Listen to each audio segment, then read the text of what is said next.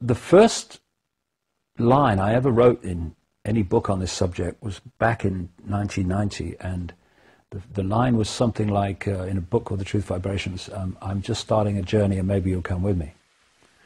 And it's been a journey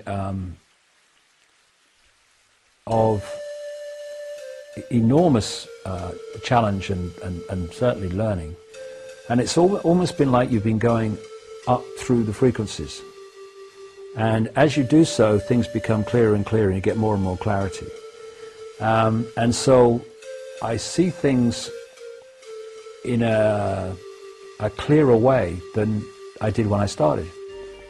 And also you are, when you're working with psychics, as I was in those early days, trying to make sense of what was happening to my life, and make sense of what I was beginning to understand, you're at the mercy of the psychic, who is communicating information. For instance, what psychics do is they have the ability to access some of these other frequencies of existence and bring information from entities on those dimensions into this one. Now, you know, there are great footballers of world renown, and there are people that kick a ball about in a team on the park on a Sunday morning. They're both footballers, but they're not the same quality of footballer, same ability. And also, if someone has a belief system, a psychic, about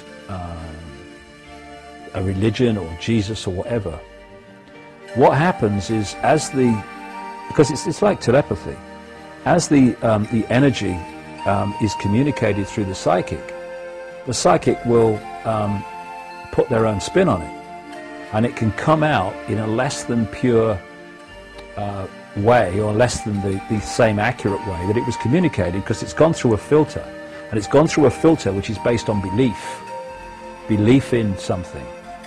And so all these factors are in there with regard to information and how accurate it is or whatever. What I will say about the truth vibrations, particularly, Love Changes Everything, I don't like that book, because it was written at the most extreme time of my transformation, when I wasn't sure what planet I was on, never mind what my name was. I was transforming from the person who presented the sport for the BBC to what I became, and it's now it's easy for me to transform from one state to another, because you know, you get used to it and all the rest of it. But in those days, you know, I was a baby from this point of view, and it was a real challenge, and it was a very bewildering experience. So the Love Changes Everything was written at that time, and you know, with to be honest, the bewilderment that I was feeling, the confusion that I was feeling. But Truth Vibrations, the first one, which was written before my head really blew, I am extremely pleased with that. And it's interesting that when I talk about things today, I'm talking about them in a more detailed way, a way of greater understanding than then. But when I read through Truth Vibrations, it's incredible that back in 1990, when I wrote it,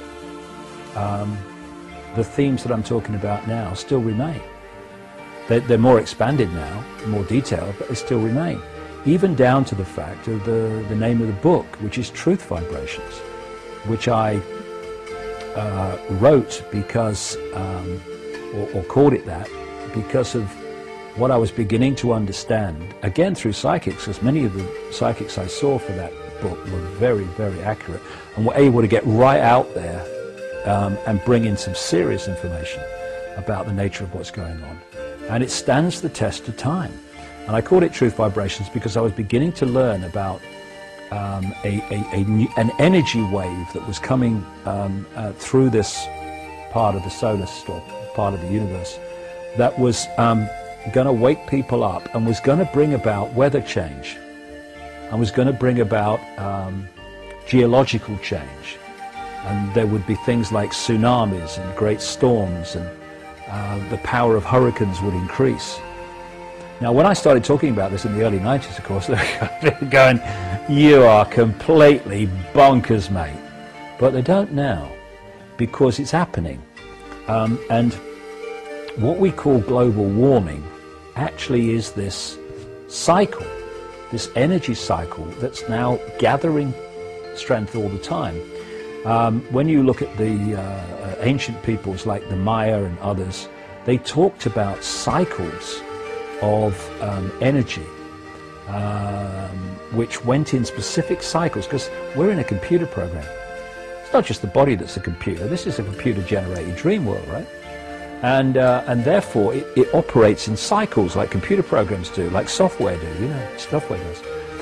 And at this point in the software, the program, energy starts to change, vibrational frequencies start to change, and one of the effects of that is it gets warmer. We go into a warm period. And so global warming is actually a part of the universal computer program. And, you know, you can have as many carbon footprints as you bloody like, or none. It's still going to happen, because it's not caused by carbon dioxide emissions. It's caused by a natural cycle. The sun is generating more and more powerful energy, manifesting in sunspots and stuff like that. There's explosions of energy from the sun, and it's getting warmer. And you know, the reason that it was warmer 1,000 years ago than it is now, when, you know, they didn't have turbocharged handcarts, or, you know, factories turning out, you know, piles of hay, is because at that point there was a cycle of warmth again. Well, in terms of the second one, with the Peru experience, which started this whole period that led to the massive awakening I had in public, it's not so much a, you know, I didn't experience it as some entity speaking to me saying go to Peru. I experienced it as a enormously strong intuitive knowing that I had to go to Peru, and I didn't know why. And what happens, I mean, these two questions are connected in many ways. What happens when you allow the computer level of reality, thought and logic as it's perceived, to intervene, to suppress your intuition? What you're doing is you're operating on the computer level of reality. You're letting the computer call the shots, because we're not talking about a computer with the body that needs to be have inputted data to make something happen. We're talking about a biological computer, which some universities around the world are now building. A biological computer has the ability to think for itself up to a point compared with consciousness, real consciousness, expansive consciousness. And it is following a program, and it is thinking for itself, the body is. And it talks to us through thought and emotion, both of which are electrochemical phenomena. Our consciousness, in terms of the infinite consciousness, infinite awareness that we are, God, it's catchy. Have a good cough, dear. There you go. In terms of the infinite consciousness that we are, that speaks to us not through thought, but through knowing. And knowing, intuition. There's this difference between thinking and knowing. Thinking has to work things out, has to ponder over things. Because now, what are the things here? If I go to Peru, then it's going to cost me a lot of money, and I don't have a job, which I didn't at the time. And then what about people back here while I'm away? And is this some... Thought works it out. And I tell you what thought will invariably do, because the computer program is defending its thought, primacy in the driving seat. It will tell you why following your intuition is not a good thing. Oh, you can't do that. What about the mortgage? What about the cat? What about this? What about that? And what led me to Peru was not some entity, some spirit being, if you like, that I was aware of. It was this urging, intuitively, I gotta go to Peru. And this links into the other question, how do I delink from the matrix? Or how do I, yeah. Well, stop thinking and start knowing. When your intuition says, do this, go here, do it. Instead of letting your thought level, your computer level, list all the reasons why you shouldn't do it. And what happens is when you follow your intuition, you can get yourself into what appears to be a lot of trouble, because your life falls apart. It falls apart because you are breaking the program. You're going against the program that you've been following all your life, and therefore your program starts to break down. And what happens is, because you're reprogramming your reality, so what happens is that people that were in your life, that were part of the previous program, that were, if you like, vibrationally, magnetically attracted to you because of the state of magnetism that you were in, because of your state of being, they start to disconnect from that magnetic connection. And you experience that in your daily life as people going out of your life. You might have a job or whatever when you start following your intuition. And what happens is that job is part of the construct of the previous program you were following. That construct breaks up. One of the expressions of that is you disconnect from that job. You might experience it as being sacked by the BBC, as I was when this process was absolutely happening to me. They sacked me. They didn't really sack me. I sacked myself because I was delinking from that program.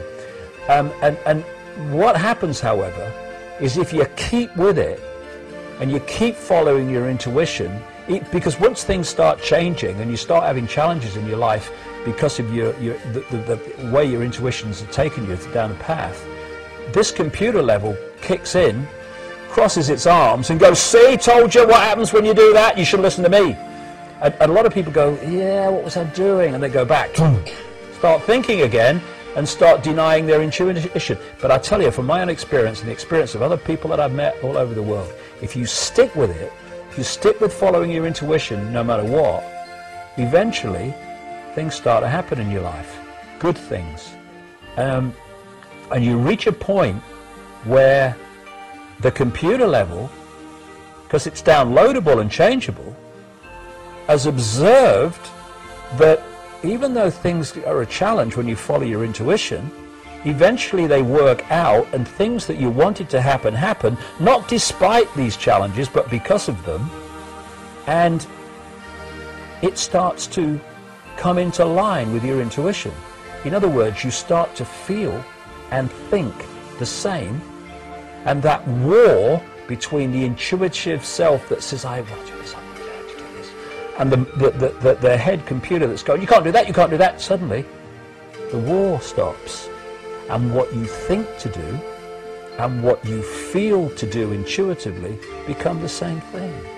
And that's a wonderful, wonderful moment, because then you are kind of a whole being again instead of two parts at war with each other.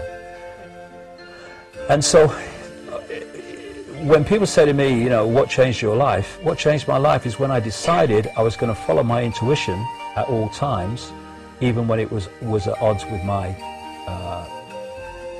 thoughts, my intellectual level, and that's what changed my life. And I'd recommend it to anybody.